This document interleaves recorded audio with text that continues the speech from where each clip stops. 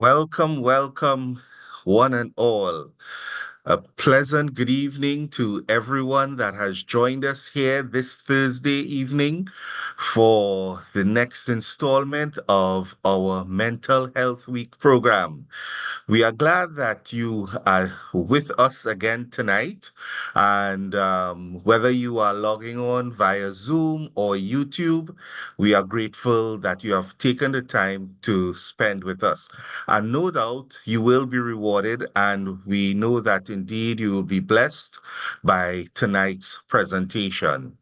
Thank you for supporting the program. And remember that we have one more weeknight, and then we culminate on Sabbath morning and Sabbath afternoon. At this time, I would like to invite our church pastor, Pastor Malvern Mentor, to just offer the opening prayer for us, please. Let's pray, everybody. Shall we close our eyes? Heavenly Father, we are so appreciative of your goodness for us. You have promised, dear O Lord, that you wish above all things that we may prosper and be in good health. And that health, we totally believe, includes mental health also. And so at this time, dear Lord, we raise up each platform personnel who will minister in whatever capacity. We ask you, dear Lord, that you will give them clear minds, clear thoughts, and that those who are listening will understand and be blessed by it. In a special way, we raise Ms. Vickey Valley before you, dear Lord, that she present. Give her clarity, give her understanding, and may the message that she brings be very useful to each and every one of us. We thank you for your goodness. We thank you for your love. We thank you for your grace. In Jesus' name, amen.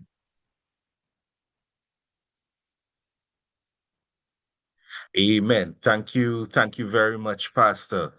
Yes, and tonight we are privileged to have with us Miss Vickey Valley, who shared with us and presented to us actually last night, and which was a very deep and meaningful presentation.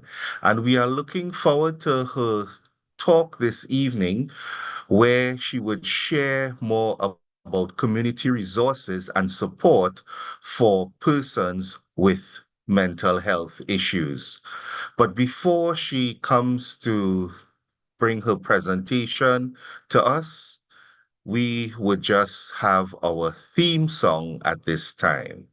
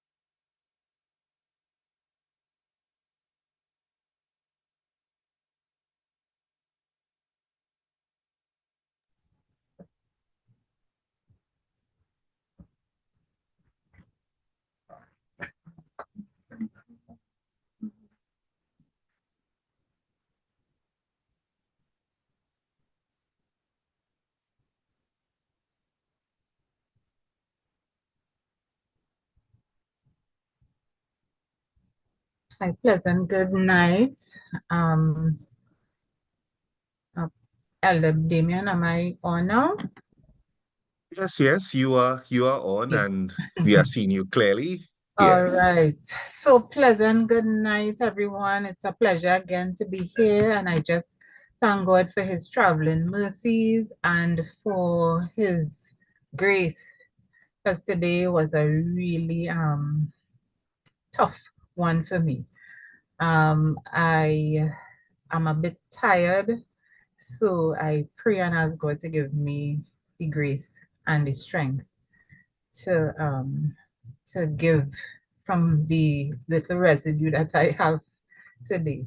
So as always, it's a pleasure to speak with you um, on the topic of mental health. But today I'm just going to take a different angle in that I'm going to look at the community resources.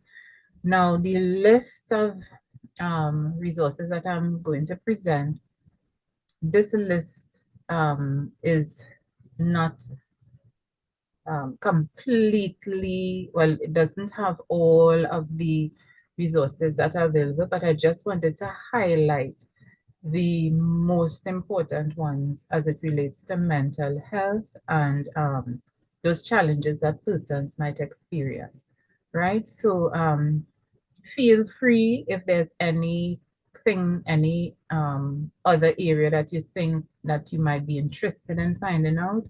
You can always, through Elder Damien or Pastor Mentor, just you could get my number and you can just call me, and based on what the need is, I'll be able to help you navigate through the process.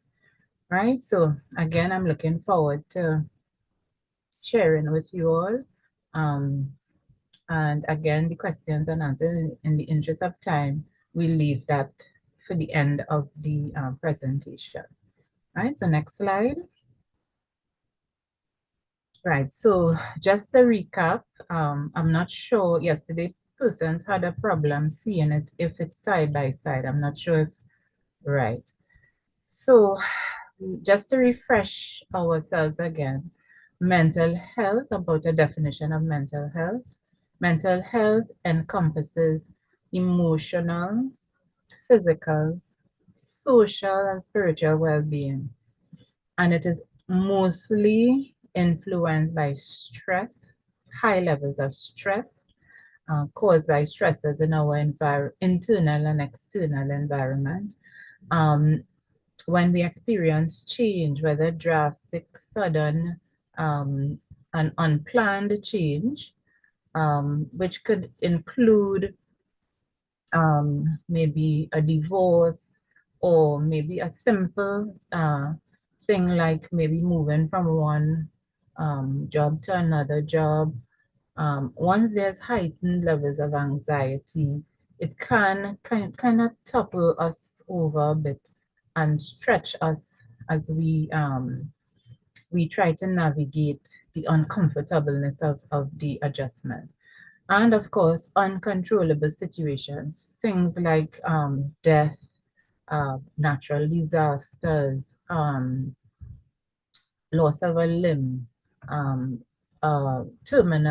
being diagnosed with a terminal disease, things that may or may be outside of our control. Um, and the thing is with mental health, any individual can experience mental health problems, but mental health problems always follows a spectrum. So either you, let's say you start off with just having those early signs, maybe sadness that starts to persist over a period of time, and you feel as if you're not coping well. And then if left unchecked for a period of maybe a couple months or a year, it starts to develop into a mental health condition. But we know, as we saw yesterday, mental health, and I'm sure throughout all of the week, we are not in a position where there's no help. There are a number of strategies or number of resources that are available to us in Trinidad and Tobago, which could provide or help us manage those those life changes or stressful times in our lives. Mental illness, such as anxiety, depression, bipolar disorder, and schizophrenia, it really does impact our daily functioning. And by that I mean, we always start at a baseline when we are measuring our functioning. And when we check ourselves and we say, wait, I used to be able to do this. And why am I notice that I'm feeling a particular way, more and more sad, more and more angry, more and more down and low, more and more anxious. And when that starts to happen, it does impact our daily functioning because we find either we're not eating, we're not sleeping, we're not able to perform our basic daily routines the way we used to. So always knowing what is your baseline and understanding when there are slight shifts and try to kind of bring yourself back or recalibrate. And if you find that, wait, I tried that and I don't feel as if I can, I'm overcoming this change, whether emotional, social, or whatever, I need to access help. Right. So in Trinidad, the government of Trinidad and Tobago provide free services to assist persons with not only preventing but treating mental illness. Right, and I'll just go through a few of them. Now, the um, free services that are provided by the government mean is not the only way, but I'm just for this purpose, I'm looking at those free services because to treat mental health, it's a costly thing. Not not only is the, let's say you are seeking a psychiatrist privately, sometimes the private psychiatrist might run into like 600 an hour, depending on if they are reputable, and run into something like $800 an hour. And the medication, some medication, I know that there's an injection that I can't remember it offhand, that persons are administered once a month. And each one of those injections is like $1,000. So if you could imagine if you had to deal, and those injections would be administered to persons who might have schizophrenia, even like conducted, so different types of mental health issues that might be extreme, they would use those medications. So I just want to stress that you have the option, if you could afford it, to go privately, but why do that when the government has provided not only the counseling part, the support part, both in preventing and treating mental illness. Next slide. So how do I access mental health care? Mental health care can be accessed by visiting the community health facilities. We are The community health facilities are spread all over the country. You just have to simply log on, type, browse through your browser. You could just type in a district, and you will see which community, and we call it community health centers. So I work in the North Central Regional Health Authority, which covers Mount Hope, Chaguanas, Arima, Grandi, um, and that kind of catchment area. So when we are in North Central, our community or health centers would be Tacarigua, Arima, um, and St. Joseph, to name a few, right? So as I said, I can't, it would be a lot for me to put on the slide, but just know that there is a health facility in your area. So you can access these mental health care in these facilities. You can walk in, there's a walk-in service, um, and some of those there are particular ones that need a referral letter from a GP or a primary care doctor. Now there is another component for those who need urgent care. That by urgent I mean high risk to self and to others. That might be those who might be suicidal or might be acting in a way that could cause someone else to be in harm's way or at risk. You simply would go to the general hospitals in your area, like Mount Hope, Port of Spain, Arima, San Fernando, and the emergency, which is accidents and emergency, you just present there, or you go to your community health facility.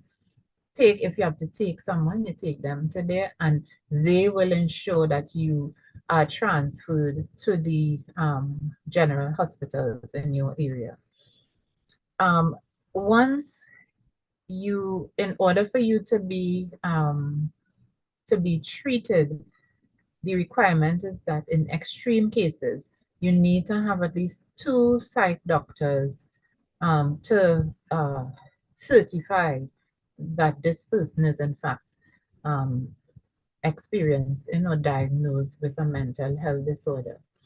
And if you are admitted, like in the case of Mount Hope, once you are admitted to the accident and emergency, of course, it will now have like a multidisciplinary team of doctors, nurses, social workers, both medical and psychiatric, who will be able to assess the different needs of the patient. And when that occurs, usually they will do a lot of testing. The medical team will do the testing to see if maybe the behavior is related to some neurological dysfunction or condition. They will do the full works, the blood works, do chest, heart, whatever, and then they would refer to the team of psychiatrists. And once the psychiatrist now gets involved, they will also work alongside the medical team to ensure that all of the needs are not only assessed properly, but treated in the way it should. Mount Hope Hospital, and I'm just speaking for North Central now, Mount Hope, and I think SWRHA, sorry, San Fernando General Hospital also they have a ward that is assigned to persons with mental health disorders. Just as you have St. Anne's Hospital, which is the main one, we have wards in these 2 hospitals. So once the patient is cared or referred to the psychiatrist, they will then be assigned to these beds. Now, to these wards. Now, in Mount Hope, we do have a lot. It's a unisex ward, male and female. Depending on the age, if you are 17 and over, you can be admitted to the ward, but those like minors would remain in the peds or what we call the just because there are areas for children and they would be managed in those wards alongside with the same multidiscipline team, the psychiatrist and the medical team. Next slide. So let's get right in. So if you are someone who might be coping with a traumatic event, and what do I mean by a traumatic event? You might have been raped, or you might have witnessed a murder, or let's say you might have anything a trauma could be any event that occurs in a person's life that uh, causes that person to feel as if all of their natural resources, emotional, physical, mental resources, it more or less far exceeds what they have available for that to them. So a sudden death, and again, each person, it will depend on each person's threshold, each person's personality. It has a lot of factors that affect it, but let's just say that it's a trauma, it's an event that is sudden, that is painful, it stretches your coping, it creates anxiety, fear, shock. And I mean, I don't want to go into all of the trauma reactions, but anything that you define as a traumatic event, these are the options that are available to you. You call 999, or you go to the nearest emergency room, or right? You can call if you are so traumatized that you might be thinking about, let's say you feel the effect of the trauma has caused you to think about committing suicide or ending your life. We have the National Suicide Prevention Lifeline, and that's a toll-free number, 800-588-866-5433 and 220-3636. Then there is the Lifeline, provides 24 hours confidential support, and it's a very supportive and call, because they stay on the phone with you until you calm down, and then they will also provide a referral, or maybe try to contact someone for you while you are on the phone, just to ensure your safety, right? Then there's Childline. Childline is for persons up to the age of 25. Um, any child minor that, and I think they even entertain, as it says, persons up to the age of 25 to discuss your personal and private issues with trained counselors. So these counselors are trained, and the service is 24-hour service. So sometimes sometimes they say the best, you feel more comfortable talking to a stranger. And these persons don't identify themselves by name, they might identify themselves by a number. So there's no chance that you could feel as if this person knows me, and this person, or I mean, it could work the other way too. But as I said, it's toll free, it's confidential. You could find anywhere, go in a private place and have that talk with them. But this is a service that is provided, and as I said, you can call from your cell phone, you could call from your landline, and it's a toll-free number, right? And you could call 131. Could I have I don't know why it keeps shifting to side by side. Thank you. Right? And you could also visit the child, and this is for children, because um, we don't want to leave them out. With the high rates of suicide ideations and self-harm among children, I think it's important that we educate our children on this particular resource, because sometimes it's hard to talk to their parents or talk to an adult that they know, and having this outlet, having this resource helps them. Trauma could also include domestic violence or intimate partner violence. There's also a 24-hour hotline that you could call. It's 800 SAVE. And what they do here is to also not only listen and talk and counsel, but they also try to access the right type of help, and they stay on the line with you, and also help you if you have to make a police report. So it's, as I said, it's very is a supportive uh, resource, and it also offers you the other interventions that is required at the point in time, because they are qualified and they do the assessment of risk and maybe levels of risk as well. Right, next slide.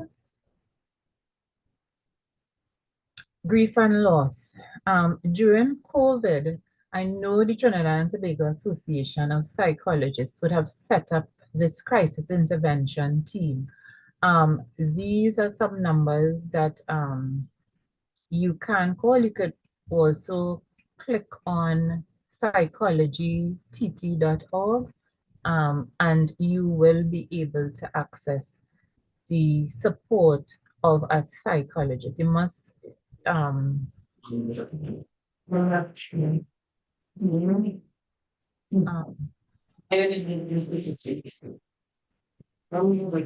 is someone's okay, thanks. All right, next slide.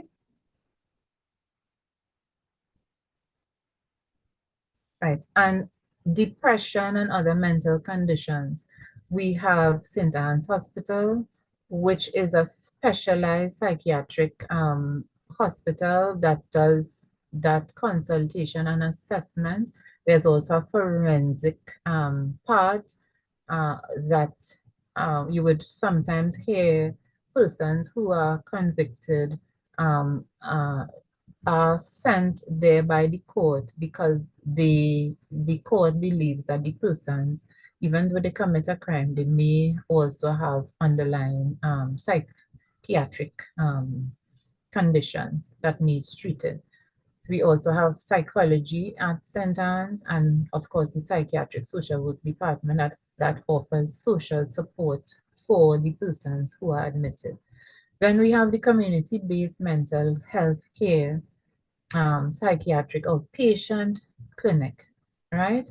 We have those operating in the Barataria area, Diego Martin area, Pembroke Street as well. And we also have one at Tacarigua, right? So we have Arima, Diego Martin, Pembroke, Arima, Pembroke Street, Arima, and Tacarigua. And this is both in the Northwest and North Central region. ERHA, which is the Eastern area, do think there's a decision to be by the Minister of Health to decentralize the mental health resources so that it will be spread out throughout the country. Right now, NWRHA, which is Northwest Regional Health Authority, is the authority that more or less provides or oversees the management of the um, mental health treatment and assessment for Trinidad and Tobago. So as I said, NCRHA has begun its exercise of incorporating the psychiatry or psychiatric services within their catchment area as well. So as I said, eventually it's a progressive process, and I know we should see this model reflected in all of the other RHAs. As I said, South has their ward, but most of the times, if the client is presenting with extreme mental health conditions, they are always referred to St. Anne's Hospital. Right, next slide. Um, One point to note before I move on to this slide, these services are free. One, you can walk in. There would be certain days for, if you could go back a bit, let's see if I have the days. Right. So for Pembroke Street has a referral and walk-in system for children up to 18 as well, who might also be having challenges. Arima Psychiatric Outpatient Clinic is the second and fourth Wednesday of the month, and Tacarigua, which is located in El Dorado, is on a Thursday, right? But for Port of Spain and environments, you have the Pembroke Street, and we have Barretaria, we also have Diego Martin. For the South, they would function under the health centers, but of course, because the mental health services are controlled by by NWRH. Most of the times you do screening and they are sent to the hospital, and any further treatment, they will normally be transferred to St. Anne's. All right, next slide. So we have a clinic for children and adolescents who are experiencing mental health issues. They are usually referred to this clinic, and this is a clinic that functions not only as I put it as Mount Hope, but they are at Mount Hope on Tuesdays, but every day for on the week they function in Chaguanas, right? So anywhere, most times persons, and it's available on a national level. So anyone can get referrals to the clinic, and there are child psychologists um, uh, and clinical psychologists as well in these clinics. They work together with the Stress Relief Center, which operates out of Eric Williams and Chaguanas, and they both operate in Mount Hope as well as Chaguanas on a Thursday for both clinics, and on a weekdays in both areas, Mount Hope and Chaguanas.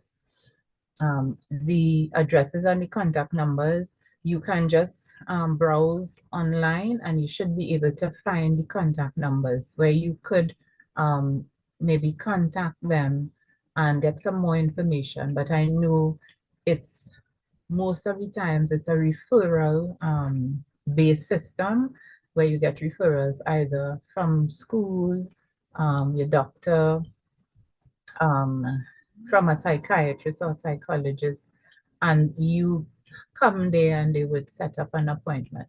But one thing to note is that because these clinics are for a national community, what we are finding is that it is very, very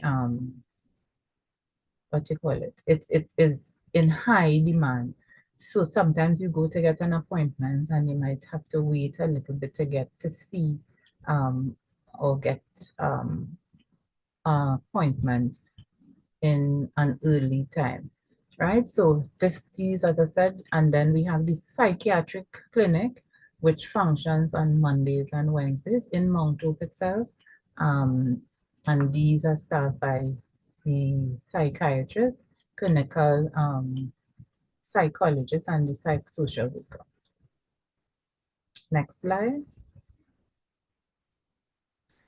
Let's talk about suicide. Now, we have persons, as I said before, who may be feeling or feeling overwhelmed and maybe having thoughts of suicide. If you know such a person, you could encourage them to contact Lifeline 800-5588, and the numbers on the top, National Emergency and Mental Health Service Directory. You'll find that under Find Care. Find Care is an initiative under the Ministry of Health where once you are in need of a service, you just click on that.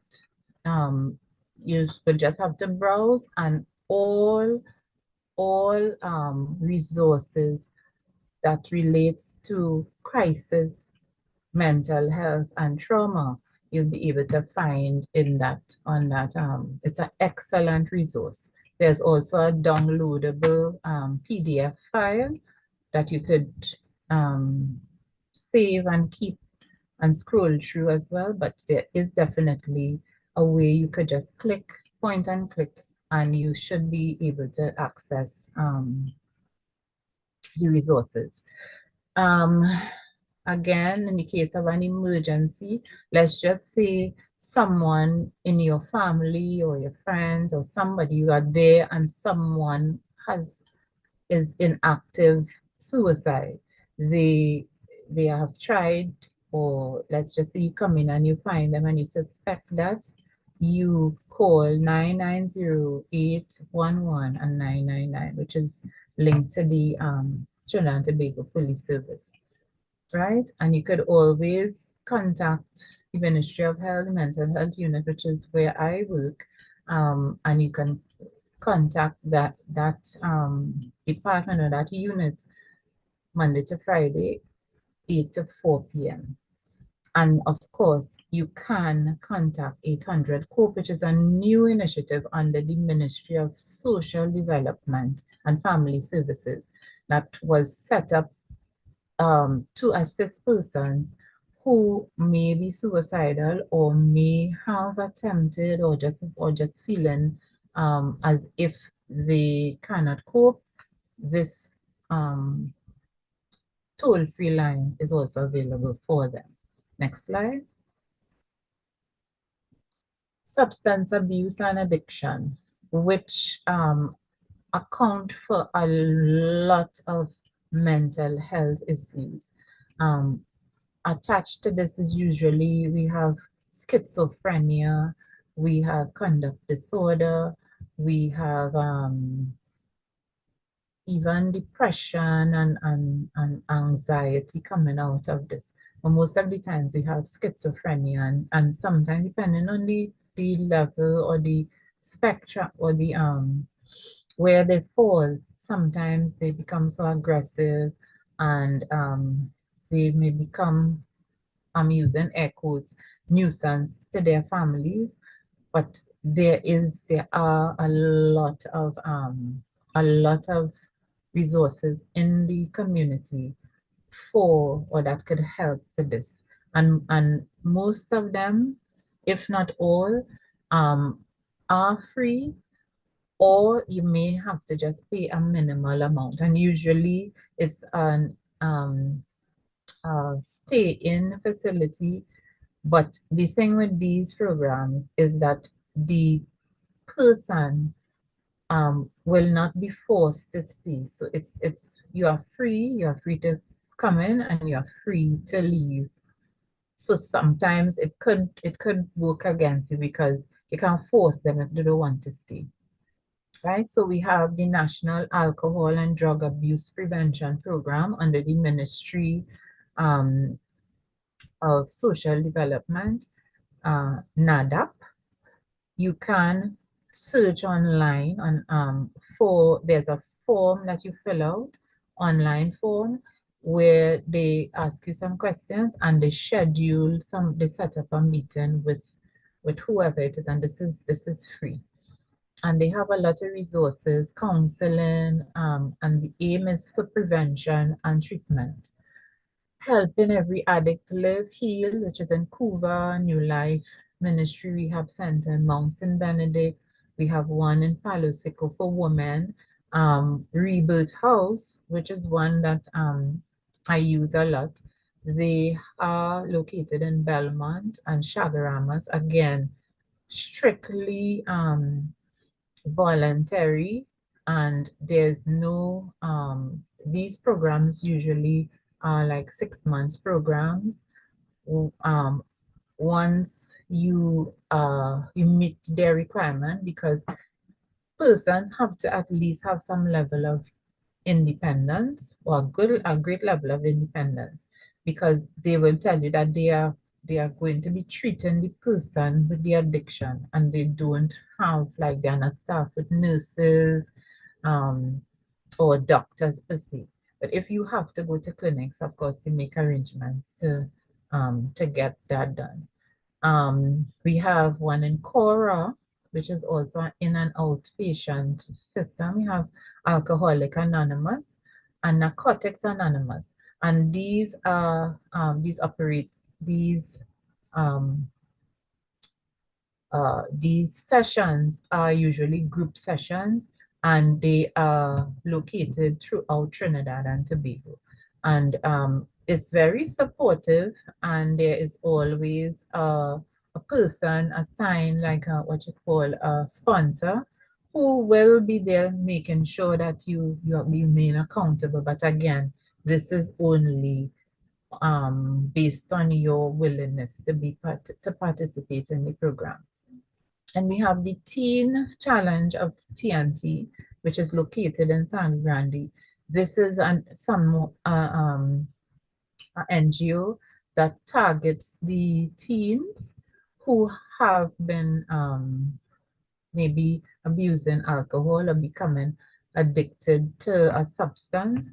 They are there to help as well, to offer support for them. Right, and these are all NGOs. Once you, again, if you are interested, if there's any one that you think, if you have a particular need, feel free to reach out through Elder Damian or Pastor Mentor, and I'll be also willing to guide you through the process. So, next slide.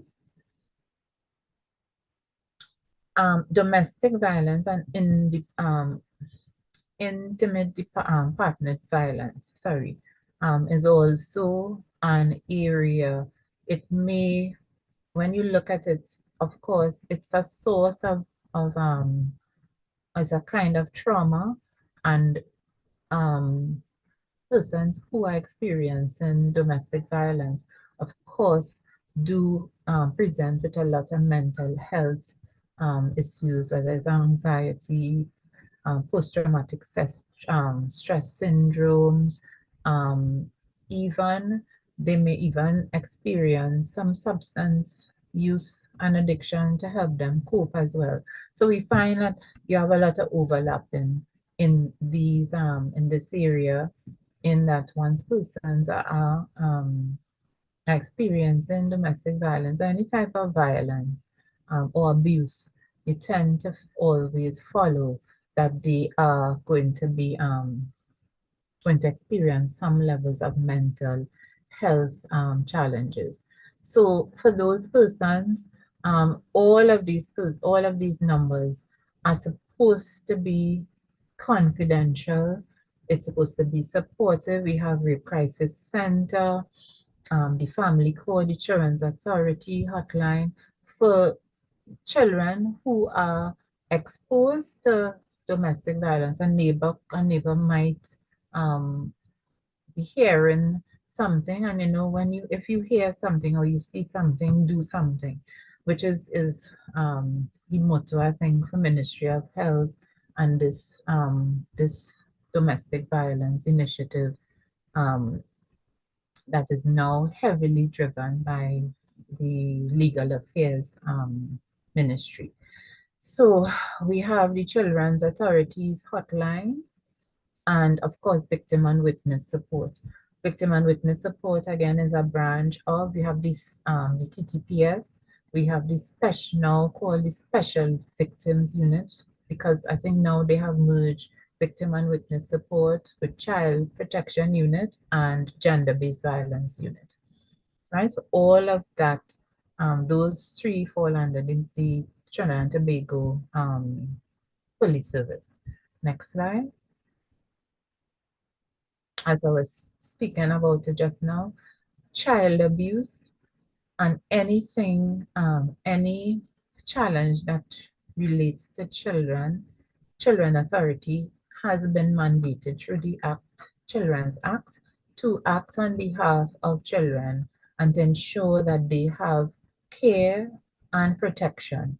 So any child, whether they are being abused in any form, physical, verbal, sexual abuse.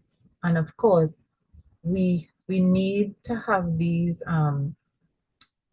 numbers, because of course, when children experience these type of experiences in their lives, like abuse, neglect, um, whether there are even some cases where children are um, prostituted as well. All of that fall under this umbrella, and we have resources that can assist with that. So under Children's Authority, once you call it in, you email a report, you call the hotline, they will be there to assist and guide and counsel, because in Children's Authority, they are staffed with social workers, psychologists, and they have a close link with the child protection unit of the Trinidad and Tobago Police Service. Right, of course, Childline again, and 800 SAVE, where you can call toll free to access support and a listening ear. Next slide. Read. And as I am highlighting these different social phenomena and social ills, because they are a source of mental, the creation of mental ill health, right? So with rape, the Rape Crisis Society of Trinidad and Tobago, we have a North office and a South office. If you are a victim or survivor of rape, and you need someone, just like with the trauma, you need someone to talk to. The Rape Crisis Center does have, it starts again with the psychiatrists, psychologists, social workers, and of course, they also provide you with counseling and access, or maybe referrals for further assistance, either through the legal aid, or because some people mightn't be able to afford, if you want that kind of advice. And then it doesn't matter what age, the Rape Crisis Center will take your call and they would provide. If you know a relative, a friend, these are some of the numbers that you can access for that. Because if, as I said, if the um, symptoms persist once you are dealing with these issues, it could develop into mental a mental health diagnosis or psychiatric condition. Next slide. Right. So, as I said, we there are a lot of NGOs. There are persons within the society that function and that also provide free support, but these are the ones that once we have to refer clients, we usually utilize these options, because some of the times clients, we find clients may not be able to afford, and they have like a lot of financial challenges. And we as the social workers, we try to work with them and build these networks so that they don't have to um, worry too much about maybe getting in line, or we could try to advocate on their behalf. But as I said, those services are free. And I want to endorse today the findcare.tt. That is an excellent resource for mental health and all of the other challenges that persons like domestic violence, rape, child abuse, even elder abuse. Um, we can also find resources for that, right? So thank you so very much. I know it was very a lot for us to look at, but as I said just now, I am available once persons are in need of maybe a guide to help you navigate through the process. Um, and again, mental health in Trinidad and Tobago, I think for the very first time, we are seeing that there's an increase of awareness, and there is also a lot of emphasis being placed on um, mental wellness. And the government, I think, is spending a lot or trying to create resources within the community for persons that could be accessed free of charge. And of course, we know that when something is free, people always gravitate to it. So, but it doesn't mean that you shouldn't, if there's a need, shouldn't try to access it, right? And I mean, as I said, the process is always referral, walk-in, assessment, and diagnose and treat, and offer support as well, right? So that's it for me. So if there is any questions, or if there are any questions, I will entertain it now.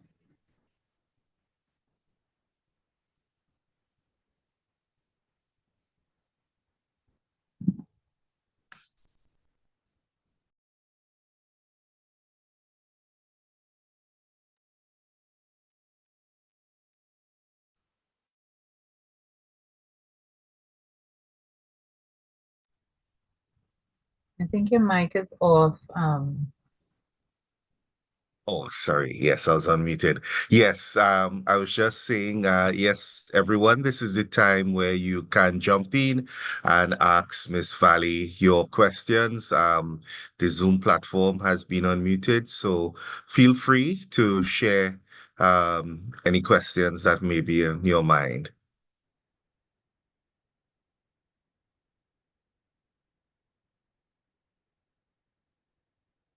I have one question. It relates to earlier on in your presentation where you outlined the different ways in which persons who maybe need mental health professional help can access them, let's say via the hospital network and stuff.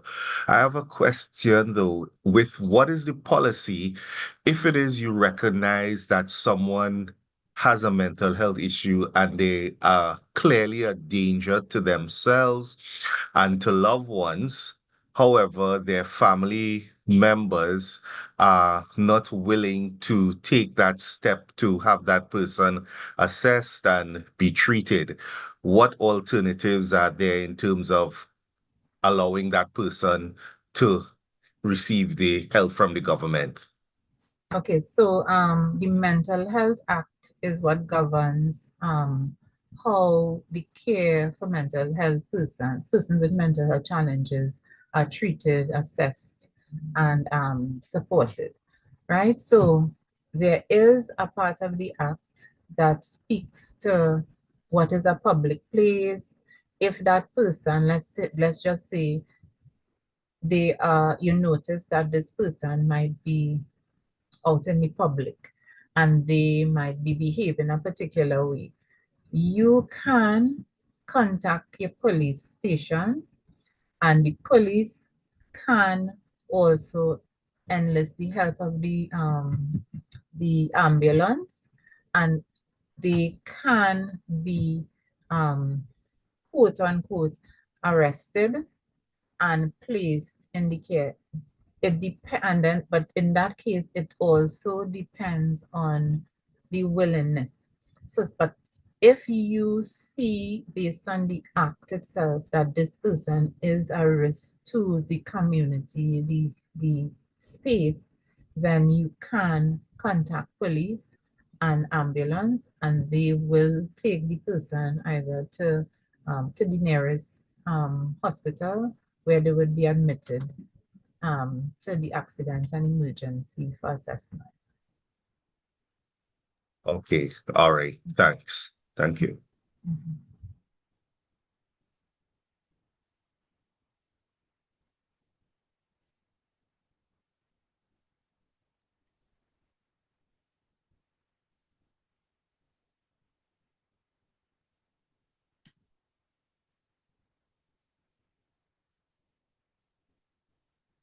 You're muted You again. you can put your question, sorry, in the Zoom or YouTube chat, and we'll pick them up and we'll relay them to Miss Valley. So if anybody has any questions, please share.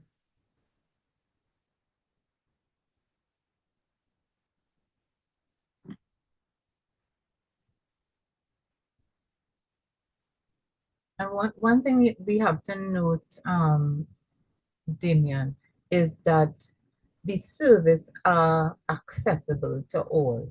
There's no prejudice, there's no what you call it, no uh, discrimination. Anyone can access. So let's say, for example, I did my internship in Tacarigua Health Center and Arima Health Center. Um, we have their days that are specific to treatment of mental health, and persons walk in. They walk in. Sometimes they come with a relative accompanying them. So they are not turned away. They are seen. They are registered, and they are given like a card, and they have access to free psychiatric consultation, free medication, and also counseling support or social support through the psychiatric social workers. So it's a whole all hands on deck type of thing. So it's available to anyone and any age. That's good to know. That's good to know. And I think back to your statement where you said that the government is investing in this Mhm. area. Yes, And as you stressed, it's free and it's accessible. So um, it's there for persons to make use of. yeah, yeah. And all they need to do, I think, give it a try, give it a chance, because it doesn't matter how extreme your mental health challenge is. You might think, oh, nah, I just feeling sad, and I notice I'm feeling sad for a little while or whatever, and I don't need it. It does not matter the level. If you feel that you're experiencing a mental challenge, go address it, because the earlier you address it is the faster we'll be able to treat with it and give you support. Support. Mhm, Right. Okay. mhm. So we have another question coming in, and it's asks, what support is there um, or what help, sorry, is available to a psych patient who has been discharged but has no home to go to? Okay, so that's where the psychiatric social workers come in. So we have some private homes that do take these persons, but of course, most of the times the cost of the homes are between, let's say, $3,000-4,000, right, a month. Mhm. However, those persons can apply for government grants to assist. So we have the disability grant, which is $2,000. We have most of the times they get the disability grant. And do you do you can through the site clinic um, apply for these grants, and that will be able to provide some financial assistance in getting you into one of these homes. And most of the times we have to advocate as the social workers, we have to advocate on behalf of our clients and sometimes beg because we do not have the only place that we had for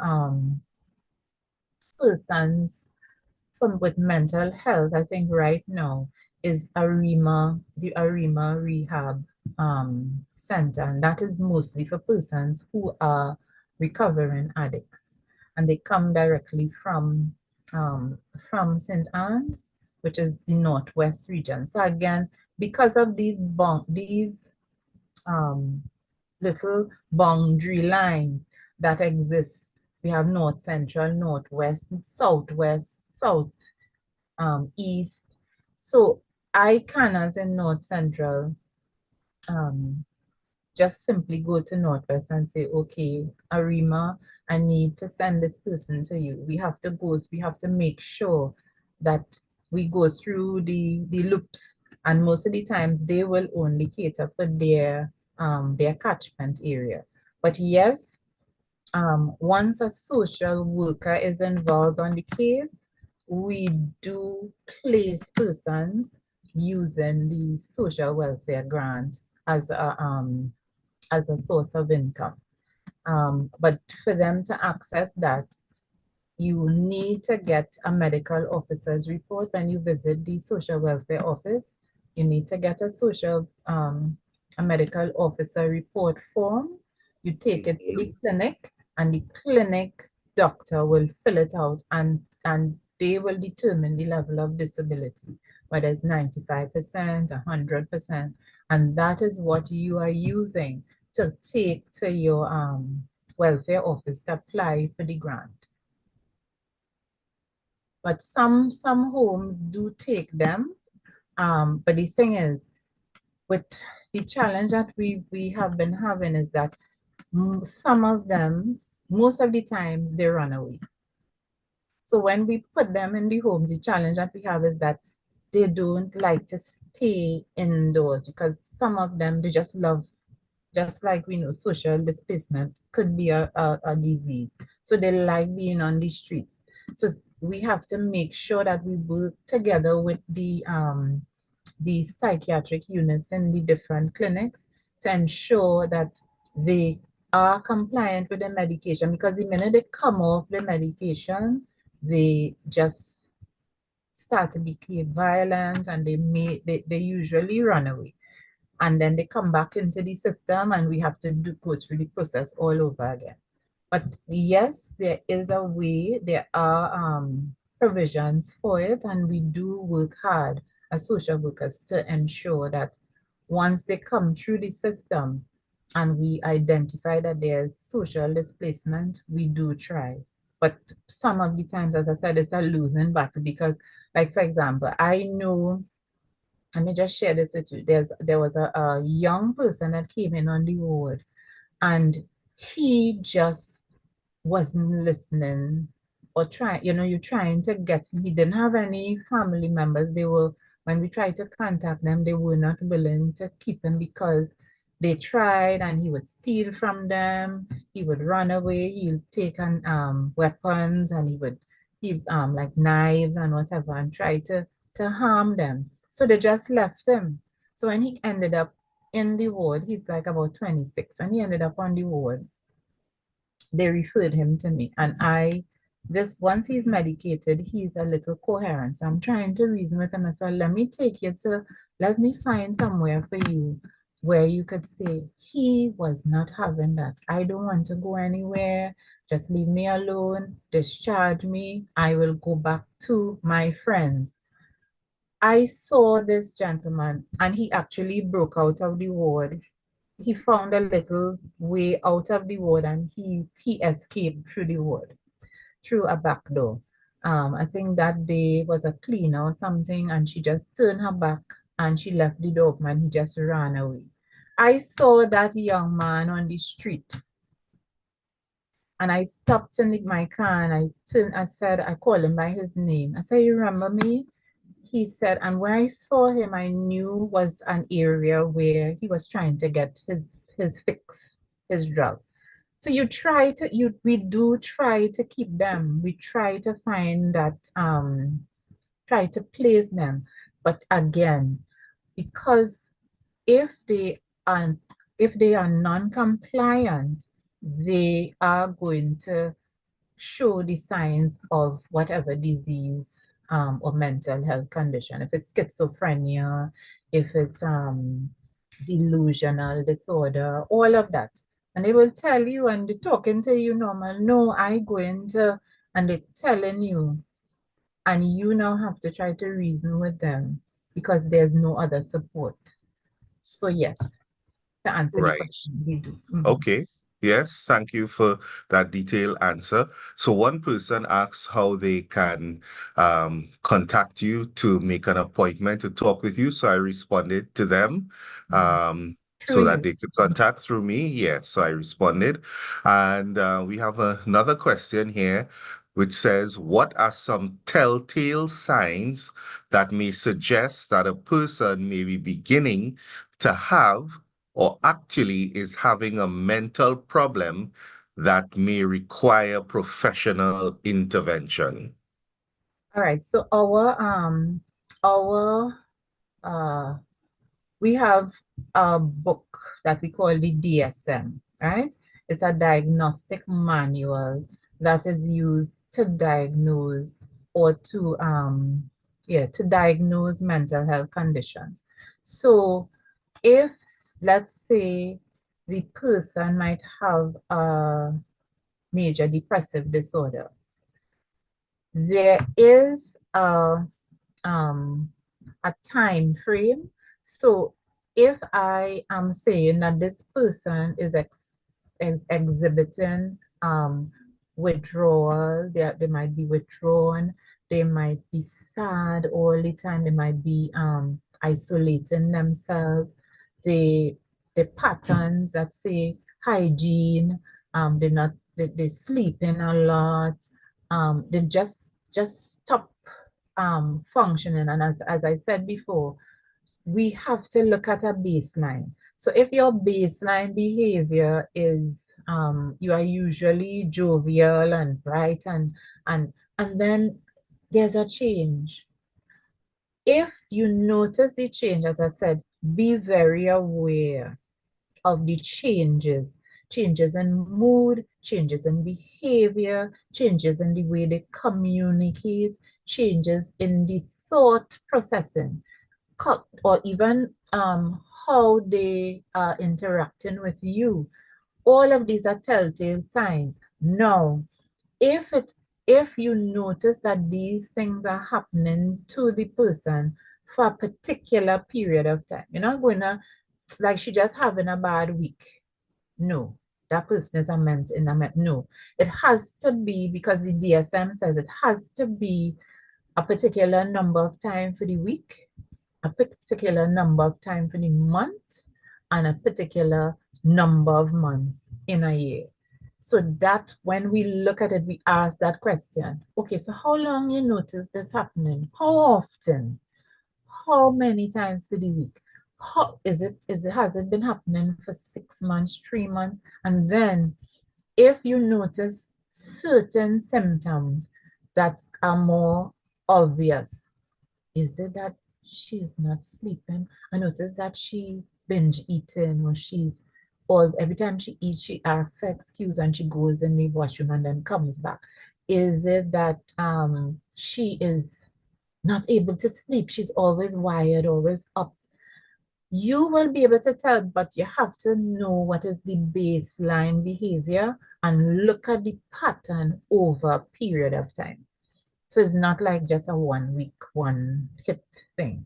But we use the DSM manual, the diagnostic manual. We use that, and we use another one called the ICD.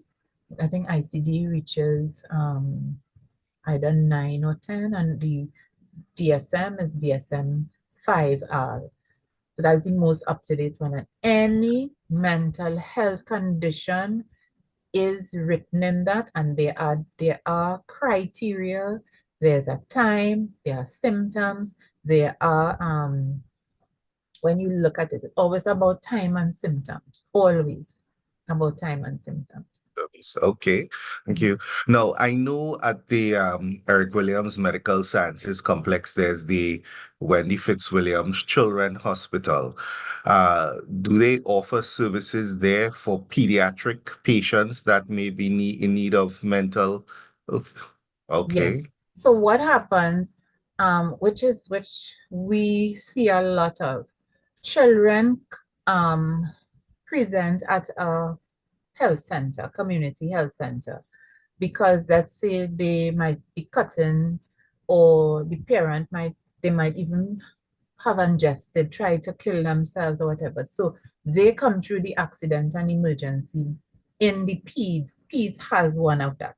So once you come in and the presentation is not medical, but it appears as if there's a psych or mental health issue, the psych team is called in to assess.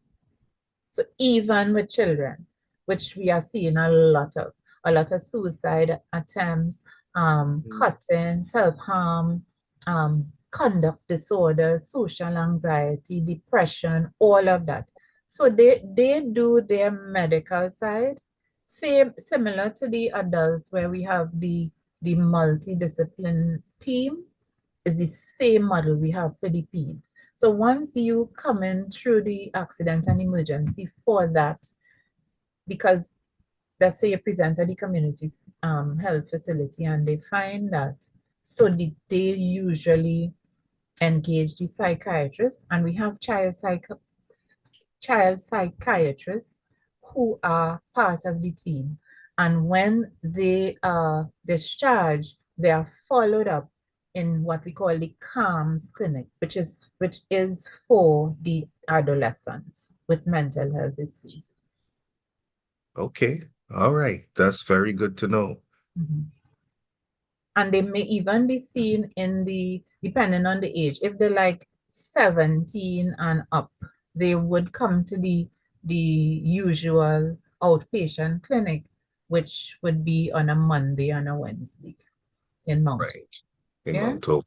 Okay, great. All right, so we have a new question here. Can ADHD be a precursor of an underlying mental or psychological condition, actually or potentially? Can ADHD be a precursor of an underlying mental or psychological condition, actually or potentially? So ADHD is, you will find that ADHD will be assessed more like as a neurological developmental disorder, right? Now, with ADHD, we usually find things like anxiety because they are highly strung. So you'll find that behavior will create anxiety in them, because you find sometimes they are highly stimulated. They, just as the name says, it's attention deficit disorder. They can't sit still and they can't focus. So they could develop poor self-image, because let's just say I remember there was a child. She was, how old, boy? She's 16. So she had ADHD, She also had a persistent depressive disorder. But again, those were developed not because of the ADHD, but because there were other factors in her environment. So she is ADHD. She was a child who was sexually abused.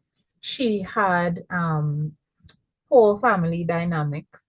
So is not to say that ADHD must follow or mental health is illness must follow ADHD. It's a spectrum, yes. They will have developmental delays, they will have intellectual disabilities, they may have dyslexia, all of that. But is it a mental health condition? We do treat ADHD in the clinic, in the psych clinic, but it comes with other factors that could influence the mental health. I don't know if that answers the question for the person.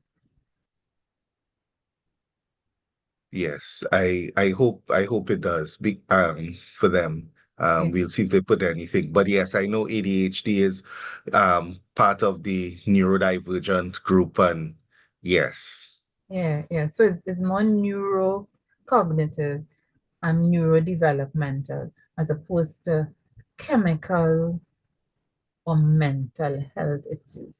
health I don't know issues. if it, yeah. But it can be associated with mental health issues if the factors in the person's environment that because of how their neurosystem is structured, of course they will experience their environment a little different to us. Us. Correct. Yes, yes. Okay. Well, indeed, it has been another well spent evening with you, Miss Valley. We want to sincerely thank you again for sharing your time over these 2 days. I know that we would have benefited a lot, and we look forward to being able to interact with you again in the future and where you can continue to share some more about mental health challenges and other topics with us. Yes, hopefully in a interactive in-person setting. Yeah. Yes. I Yeah. saw someone asked a question. I don't know if it was addressed. Is there a distinction between mental and spiritual? I think someone said somewhere Okay, on let me the see. Oh, can you clarify or elaborate on the thin line between mental illness and a spiritual illness? Are there overlapping zones? so just recently, let me just share this in an try to answer. So just recently, I have a client now. She's 17. I think I shared that. I'm not sure if I shared that yesterday. So her mother believes that she, as she is involved in a folk dance group, the folk dance, the Best Village folk group, right? So Yes. this child has been going to this folk dance group, and of course they use drums and they have all kinds of things. She said even she noticed that one particular dance, they had like coffins and people were dancing and what we call catching power and all kind of thing when they were actually practicing. She, together with two other students from the dance class, presented to the hospital. Both of them had the same presentation. One was it autism spectrum, and they were suicidal and self-harming. She believed or believes, and she firmly believes that because they opened the door through the dance and through this folk and culture, that she more would sway towards spiritual wickedness, quote unquote, and not mental health. So I took it to the consultant. I said, Dr. So and so, what are your views? Do you think that people can be possessed, and is that something that you all could diagnose? So his answer to me was, there's no empirical evidence to suggest that this possession um, not um, is not mental illness.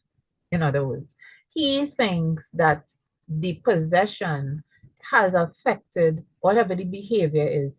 The root cause of it is a mental condition, right?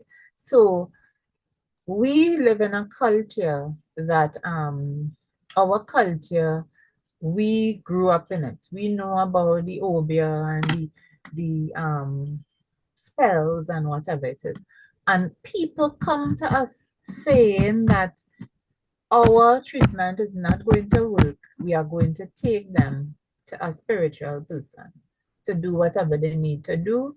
But a month after, 2 months after, they come back because the mental condition has certain presentations. Even if you're saying the source could be spiritual, there is still the behavior and the symptoms and the thoughts and the whatever that comes with it. So yes, I agree that the source could be spiritual and you can pray and you can access religious solutions, but don't um ignore the fact that we still have to treat with the mental health side. You understand? So we could marry Yes. the two. You understand? I don't know Yes.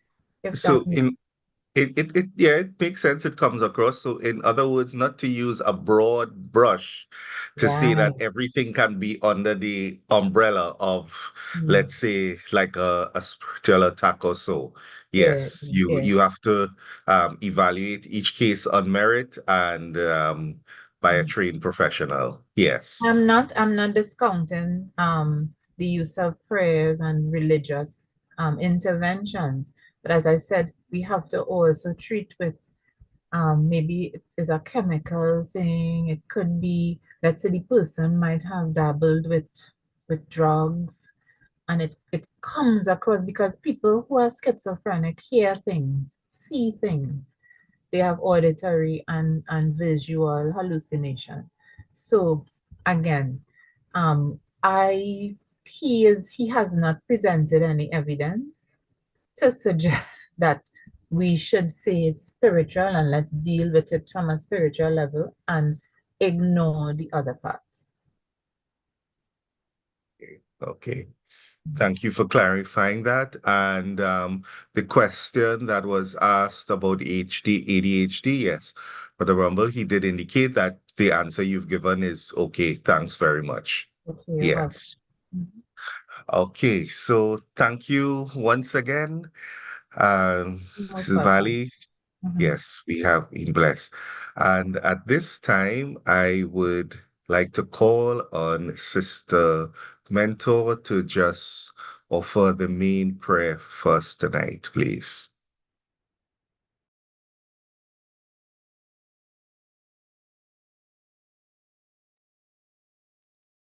Contact me through Elder Damien. Good night, everyone. We are thankful for our presence tonight and for the discussion of the guide respect. And at this time, we will just spend a few minutes in kind of loving Father. We are truly thankful for you.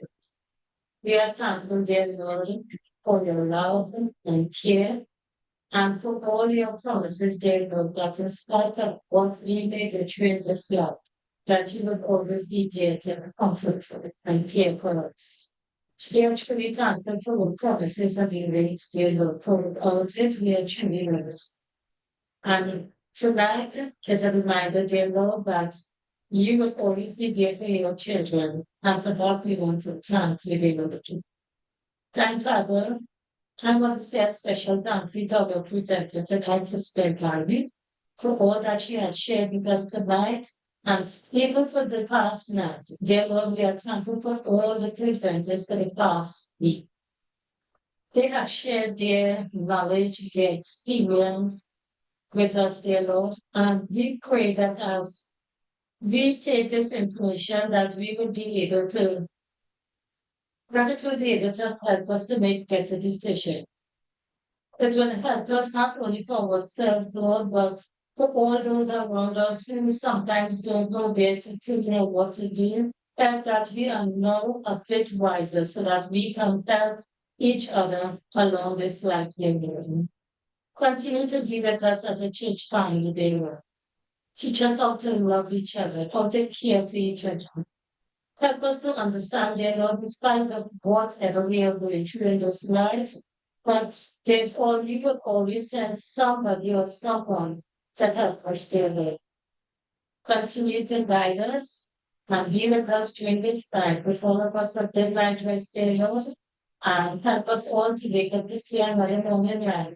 And help us all, dear Lord, never to forget that you will always with us, the one and only God who loved and cared for us to do.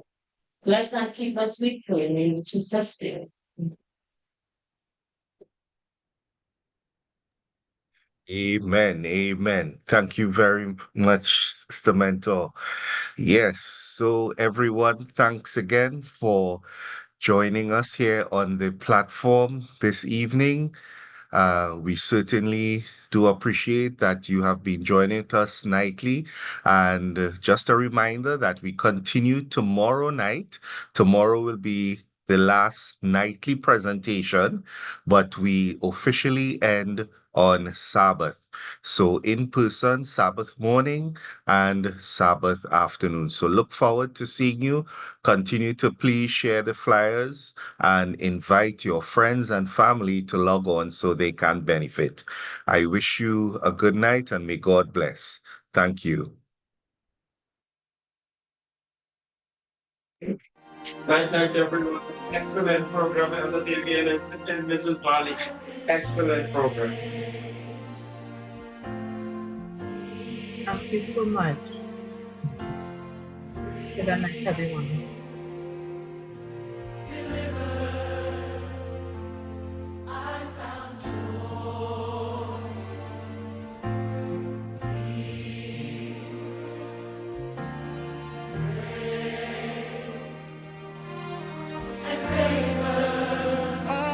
I've been saved. In your presence I've been healed.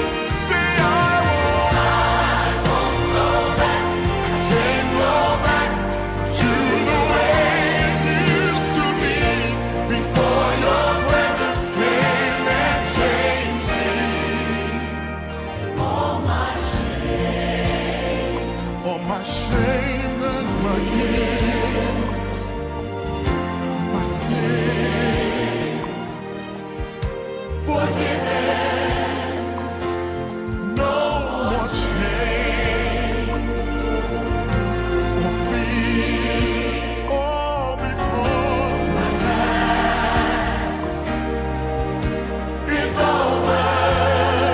And right now today, I've been changed. I've been changed. I have waited for this moment to come, and I won't let it pass me by.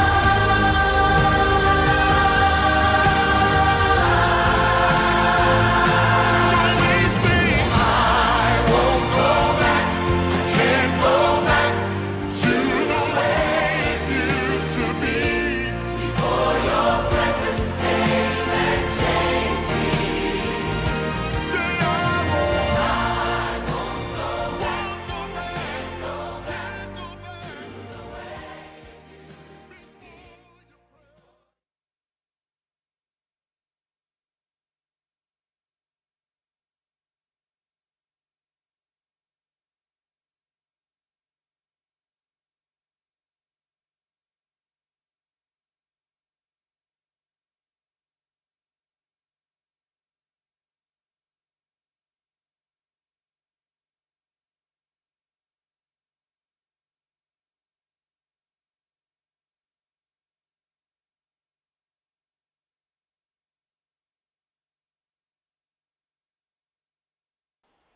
Okay.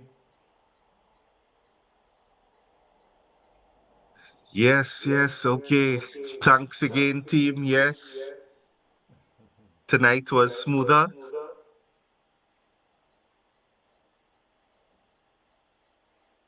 Oh boy. That's all. Yeah.